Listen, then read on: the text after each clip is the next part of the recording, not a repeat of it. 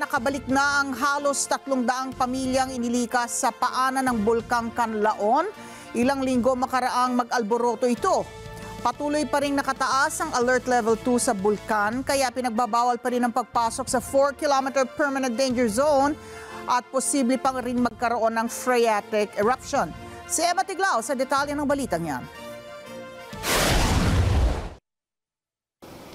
Narito tayo ngayon sa Negros Oriental upang alamin ang sitwasyon ng ating mga kababayang naapektuhan ng pagsabog ng Bulkang Canlaon.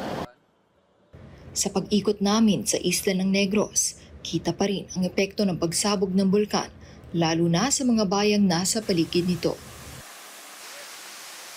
Ang pananom niya, wala naging pag-asa. Kadamo na pundod itong abo mo. Kaya pag-abo sa ulan niya, ang baha buslog.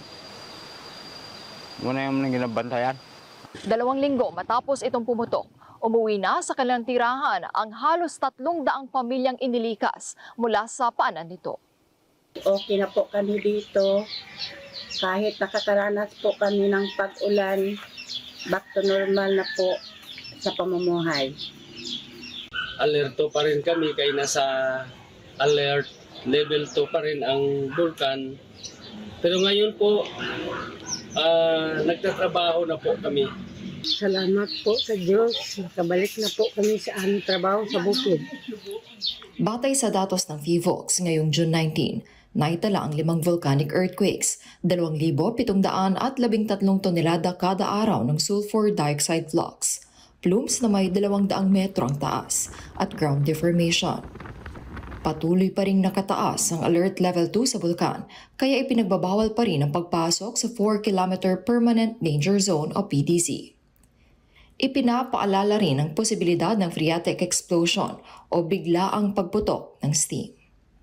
Mula dito sa Canlaon City, Negros Oriental, ako po si Emma Tiglao. Para sa Mata ng Agila, matatag, matapang, matapat.